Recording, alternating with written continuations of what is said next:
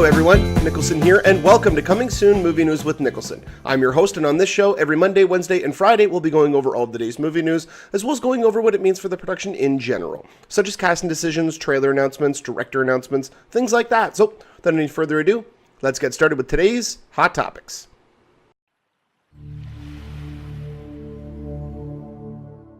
I wanted to start off this episode by apologizing about the fact that I haven't had an episode up in a bit.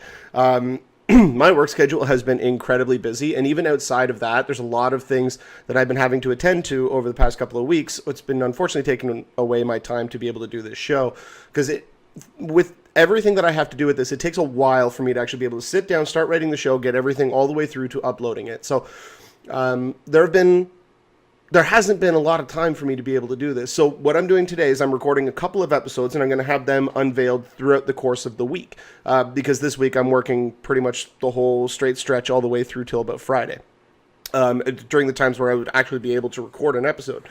So this is going to be, there's a couple episodes that are coming out. This one here is going to be mainly a Marvel update.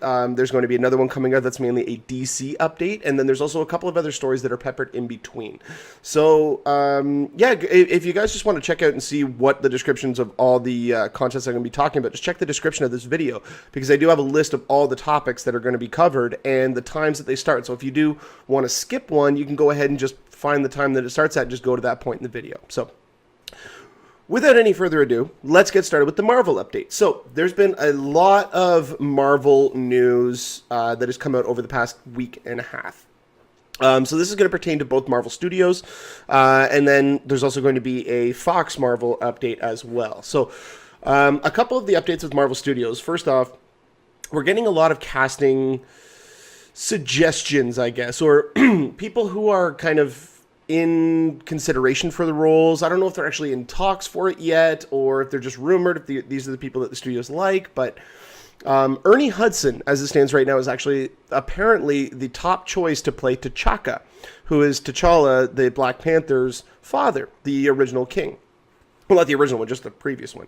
But that is badass casting, if I do say so myself. And there's a couple of things why. First off, Ernie Hudson in his own right is a badass. I mean, as bad of a movie as it is, Congo, he is incredible in that movie because he oozes command. You know, you can just see that he has everything under control in that movie. And that is the type of person that you want to portray a king. Somebody who is almost infallible.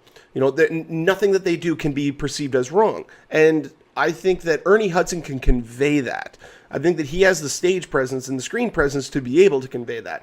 But more importantly, Ernie Hudson basically conveyed as much about 4 or 5, no, it would be longer than that, about 6 months ago. And I think it was back in October or November. There was a picture taken with him and Chadwick Boseman, and somebody tweeted it and said, wow, you know, I could really see these two playing father and son. And he goes, I'm ready. So I don't know if that was just, you know, like, I'm ready to place, because I think at that point it had already been announced. It might not have been announced at that point. I'm not 100% sure. But that is a very interesting turn of events, because you get somebody who I believe is one of the fan favorites. Once his name came out, everyone went, oh, damn, you know what? That's an awesome choice. And on top of that, you have an actor who is willing to portray the role, most likely. He doesn't have a lot going on right now. But that, to me, it's the perfect fitting, I find, because T'Chaka's not going to be a big role. He's going to be an important role, but he's not going to be a big role. He's not going to be in the movie all that much. I would say maybe 15 minutes of screen time, maybe 20. And that, I think, is pushing it. I think we're only going to get about 15 minutes of screen time out of him. But with his voice and gravitas and his commanding presence on screen, I don't think that there's anybody else out there, at least in my opinion, with what I'm framing the character as. I don't see anybody else out there that could portray it. I mean, I know a lot of people want Denzel, but I personally don't think that he would bring a whole lot to the role. I mean, I know Denzel's awesome, but it, to me, would take it away too much. Because it's Denzel. It's like putting Tom Cruise in a superhero role. You know, saying Tom Cruise is Captain America, and we'll go, no, it's Tom Cruise. Because you don't see the actor, or you don't see the character, sorry. You see the actor. And so somebody like Denzel, I think, would be just like that. I think we wouldn't see the character anymore. We would just see the actor. Ernie Hudson, I think, has the ability to allow the character to come forward. Excuse me, I'm still fighting off this cold. But as it stands right now, Black Panther is going to be opening up on July 6th, 2018. So when we do get more information, which is likely to be coming out in the next year, I'm assuming at Comic-Con, or sorry, not at Comic-Con because Marvel's not going to be there. Marvel's probably going to have their own event at some point in either late summer or early fall. We're probably going to get a lot of information from them at that stage. So as it stands right now, Ernie Hudson is rumored only to be playing the role of T'Chaka in Black Panther, which is going to open up on July 6th. What do you guys think about that? Put the comment in the comment section below, because I'd love to hear your guys' opinions and thoughts on this. The next update from Marvel is Christopher Marcus and Stephen McFeely, who wrote Thor. They did a rewrite on Thor: The Dark World. They wrote Captain America: First Avenger and Captain America: Winter Soldier. I believe they are writing Captain America: Civil War. They have now been confirmed, along with the Russo brothers. They have been confirmed by Marvel to go ahead and write Infinity War.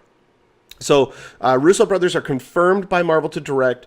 Marcus and McFeely are confirmed to write it. So this is, to me, what this spells is continuity. We're getting the guys who have written Captain America 2, Captain America 3, and from what we've been told, just like what happened with Captain America 2, Captain America 2, Winter Soldier, had probably the biggest influence on the MCU out of all of the standalone films. From what we're hearing, Civil War will have a very similar place in the MCU. It will be a game changer as well. So having the guys who have written these ones and know exactly what elements to implement into a script to have it go off in the direction that they want are the same guys that you want to collect all of those pieces at the end and have bring them all together. I think this is perfect. I'm not one of the guys who was like, oh, Joss isn't returning, this is going to be terrible. I wasn't one of those people because I felt that, well, Joss Whedon did a great job with Avengers, and from what I'm hearing, he's done a great job with Avengers Age of Ultron. Infinity War is a whole nother ballpark in its own right. It is a whole nother scale. And I'm not saying that Joss couldn't do it. I'm saying that the amount of time that he himself has invested in just one property, I think is taking away from his capability of being able to expand himself with Infinity War. Because when you look at what the Russo brothers and with Marcus and McFeely have done with Captain America, and then they did with Captain America 2. Completely different movie. Kept the same semblances of the character and explored them and further extended them, but it was a wholly different film. Now, from my understanding, Civil War is going to be a very similar tone to what we got with Winter Soldier. But Infinity War is going to be a new creature on its own. It's going to be something different, which means these guys are not going to get bogged down with the fact that they're doing the same thing over and over again. Yes, they're writing in the same world, but this movie is going to feel different. It is going to be much bigger. It's going to have much bigger stakes. There's going to be a lot more characters to utilize. So that is why I don't think that their creative capability is going to be squandered in any way by going to Infinity War. I actually think that it's going to improve upon it. And this means now that we're going to get these guys. I don't know. I mean, I'm really excited about this. I am really excited. I don't know what else to really say about this because Winter Soldier was incredible. I have a lot of faith in Civil War. I'm concerned about how they're going to get all the main players. Because let me go off on a little tangent here.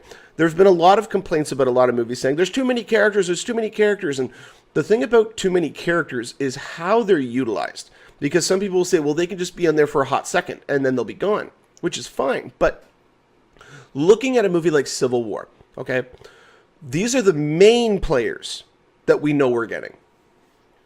Captain America, Iron Man, Hawkeye, Black Widow, Falcon, Winter Soldier, Nick Fury.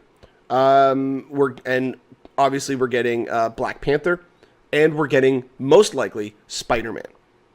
Right there are 9 main characters. Now, you can't come out with their announcement and suggest that Black Panther is going to be a central character and then not really make him a central character because now you got Spider-Man. You can't have Spider-Man in that movie with his first introduction into the MCU and just kind of skip over it. We still don't know exactly what level of role Hawkeye and Black Widow will have.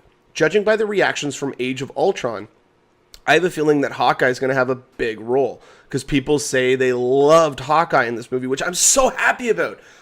I'm so happy that he finally was realized the proper way, because we got a little snippet of that in the first Thor movie. Just his little snide remarks and all that kind of stuff. It's like, are you sure you want me to shoot him? Because I'm starting to like this guy. You know what I mean? Like, just those little tiny comments. And we really didn't get a lot of that from Hawkeye in Avengers. Greatly, obviously so, because he was a zombie for half the film. But with Age of Ultron, I've been told that he has the best lines, that he is one of the standout characters in the movie, which is surprising because I would have thought Hulk would have been, and Vision as well.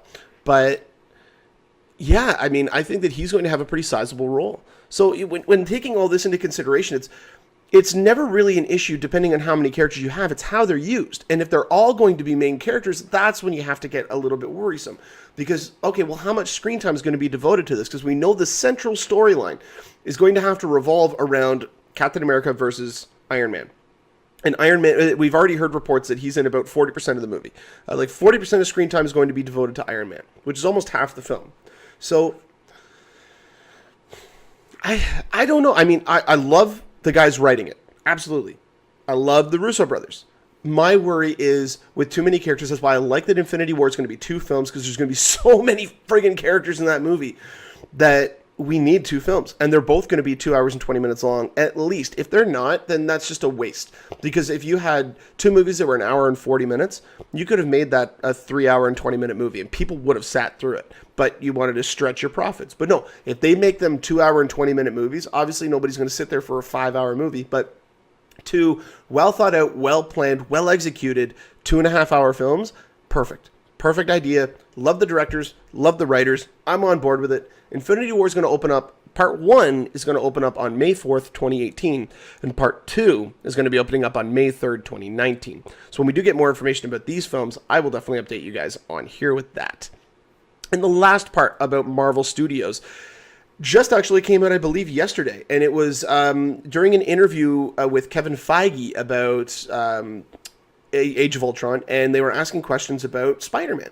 And he came out, and while it was stated in the press release, I think a lot of people had still been dancing around the fact, who are they going to go with, Miles Morales or Peter Parker? And I've always been saying that if you want Miles Morales in the movie, don't do him first, because you're going to have to do an origin story for that. Whereas if you start off with Peter Parker, and you... almost everybody out there who has watched the film knows the origin of Peter Parker as Spider-Man. He goes into Oscorp, gets bitten by a spider, a radioactive spider, and then he transitions into it when his uncle dies, and he takes up that mantle of needing to go out and protect the people of the city. Well, we don't need that anymore, which means you start with Peter Parker. You start with an already established Spider-Man, and then in a standalone film, or the second standalone film, you introduce Miles Morales. And throughout that film, that is Miles' origin story, while also telling a Spider-Man story. So it doesn't feel like it's a retread of the same information. But Kevin Feige did come out and officially state that Peter Parker is the Spider-Man that we are going to be getting. He also confirmed that he's going to be about 15 to 16 years old. Their goal with this is that, and he even stated this, he wants a Peter Parker that is in high school, and that is in high school for more than one film. Because he said in the Sam Raimi films, he graduated from high school halfway through the first movie. In the Mark Webb movies, at the beginning of the second film, he graduated high school. They want to see him more interact with people in high school. They not only that, they want to see what the juxtaposition of this kid with all these amazing powers and these responsibilities, while also dealing with being an awkward teen in high school. And they really want to explore that. And I think that's great, because that's going to be a slightly different Spider-Man than what we've got before. Because even you look at Amazing Spider-Man, which is a movie that I really liked, the first one. And his interactions in high school, I think, were appropriate, because high school's not what it was like 10, 15 years ago. There's not really, the juxtaposition of everything where there's jocks and geeks and goths and all that. I'm sure there's still that to a certain extent, but it's not the same way where it's like, get out of here, geek. It's like, people are well aware of how the world works now. And even kids in high school are like, you can't call somebody a geek, because if you go out and watch Spider-Man, or you go out and watch X-Men, or you go out and watch Avengers and you love it, well, then you're a geek. Because that's what it means to be a geek. It means to love this kind of stuff. It means to love the fantastical. It means to love your imagination. And I don't believe that that exists anymore in high school. So seeing how they're going to further explore that, I think is really exciting. But one of the coolest things, and this is what I've been saying for a while, as to why I hope that there's an after-credit scene, or a mid-credit scene, because there's no after-credit scene in Avengers, apparently. But the mid-credit scene, I would love to see, just like a spider hand come out of nowhere and just shoot the web off. And then all you see is like from here up. And that would be our way, or the Marvel's way of introducing to the audience that Spider-Man already exists. But Kevin Feige officially came out and stated that it will not be an origin story. This is his exact quote. There is a young kid already running around New York City in a homemade version of the Spider-Man costume for the MCU. You just don't know it yet. So he already states, Spider-Man already exists in this world. Right now, he already exists in this world. So what that means for when we actually see him, is he still going to be in that homemade costume, or is he going to be in a more professional looking costume? How much further away are we from actually getting a reveal at the costume? Because he said they've already designed it. They've already got the costume. And it looks different from all the other iterations, but it's classic Spidey. So this, to me, is really cool. I'm really on board with all this stuff. I mean, Marvel, in its own right, is doing such a great job with its well-oiled machine that it has. I am ecstatic for this. I cannot wait to see what plans they have for Phase 4, because we still have no idea what they have planned after Infinity War, which I know is kind of greedy to think about that. It's like, well, tell us what happens after Infinity War. I mean, it's only 4 years away, but still, I mean, we're kind of curious, like, once you get to Thanos, how the hell are they going to top that? Where do they go from that? Unless they scale down. Unless they go to more personal storytelling, I don't know where they go. But let me know what you guys' thoughts, or what your guys' thoughts are in the comment section below. Let me know what you guys think about Spider-Man, about him being in high school, about there being several films planned with him being in high school. What do you guys think about Marcus and McFeely writing Infinity War? What do you think about Ernie Hudson as Black Panther? Let me know all of that kind of stuff in the comment section below. And when we do get more information about all of these topics, then I will definitely update you guys on here.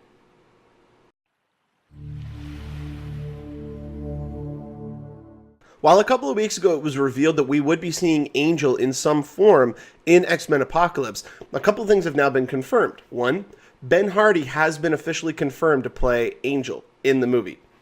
Bryan Singer's exact quote with that was, yes, Ben Hardy will be playing Angel, but he's not a very nice Angel.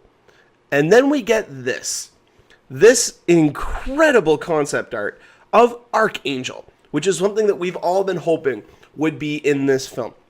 Because Archangel plays a very pivotal role when it comes to Apocalypse. He has been, for the majority of his time, he has been the Angel of Death. Or not the Angel of Death, sorry. He has been the Horseman of Death. And Angel of Death. That's why it kind of went in my head. But no, Archangel is incredible because he had his wings, if I'm remembering this correctly, and correct me if I'm wrong, but he had his wings removed and replaced with these metal wings. I don't know if they're adamantium. I don't think they are. I don't even think they're vibranium. There's some sort of metal. They're basically like all these blades, all these knives, and so he can use them as a weapon. But Archangel is such a badass character.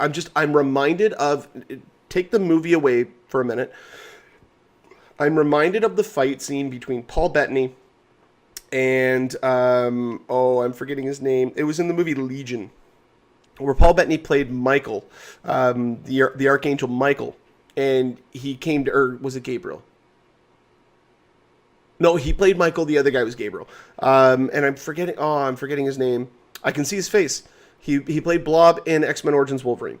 But that fight scene between them, because their wings were basically like made of metal, and they could swing around. They used them as weapons. And that was so cool. And in the hands of an X-Men movie with Bryan Singer at the helm, these action sequences are going to look incredible. Now, we still don't know how much of a role he's going to play. We still don't know whether or not Wolverine is officially in this movie. We've heard back and forth. We've heard that he is. We've heard that he's not. We've heard that he's got a main role. We've heard that he's got a cameo. So I still don't know what the case is. If he is in the movie, I don't see him being a horseman anymore, because both he and Archangel have shared the role of death. And if you have Wolverine come in and portray the character of Death, well, that's going to take away from Archangel, which is a character they're clearly going to be introducing. Whether or not he's going to turn back into Angel, because I think that was a part of the comics as well, where he had the ability to turn back and forth. He could turn his wings back into regular wings and then change them into metal wings. I may be remembering that incorrectly, but this presents a really intriguing issue, because is this going to be another Quicksilver moment? Is this character going to be introduced in one key sequence and then thrown by the wayside like we did with Quicksilver? Now, I loved how they used him, and I'm glad we're getting Quicksilver back in Apocalypse, hopefully in a much larger role. But Angel, I think they could use him to set up for the future movies. And this is also, again, another way for Bryan Singer to throw up the world's biggest middle finger to Brett Ratner. Even though I know it wasn't really Brett Ratner's fault, he was brought in like 3 weeks before filming was supposed to start. But still, he wasn't a very capable director. But in terms of that role, there have been other films of his that I haven't minded, but for the most part, I'm not really that big of a fan of Brett Ratner. He has so many damn connections in Hollywood. That's like, he's just able to keep getting work. But he has some great movies. He does. I mean, just look at the Rush Hour series. Rush Hour 3, obviously excluded. But you look at those films, you know, I mean, he does have talent, but I'm getting off topic here. We still don't really know exactly what level of story we're getting with Apocalypse. Are we getting Age of Apocalypse, which I don't think that we are. There's still no telling to see what exactly we're going to get. It's just going to be curious to see how they handle Wolverine in this movie. But in regards to just the look of Angel, holy crap, am I excited, because that is badass. That is just badass, and I am on board with it 100%. Yeah, let me know what you guys think in the comment section below. Do you think that they're still going to include Wolverine in this movie and just not have him appear as the Horseman of Death, and that's going to be relegated to the role for Angel? But whatever the case may be, X-Men Apocalypse is set to open on May 19th, 2016, so we've got just over a year. They are starting filming very soon, so we're hopefully going to be getting some set pics probably within the next month or so. So I would be on the lookout for those. But yeah, I mean, with those metal blades on his wings, I mean, damn, that looks cool. I got to tell you, that looks really cool. Let me know what you guys think in the comment section below. And if we do get more information about this topic, then I will definitely update you guys on here.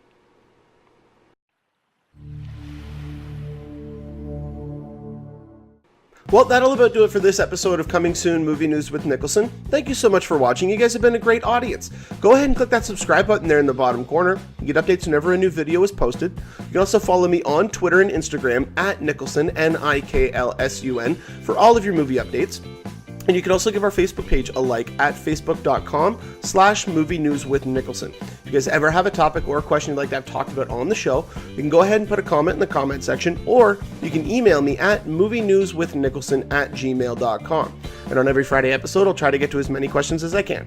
But until next time, you guys enjoy the rest of your day. Take care.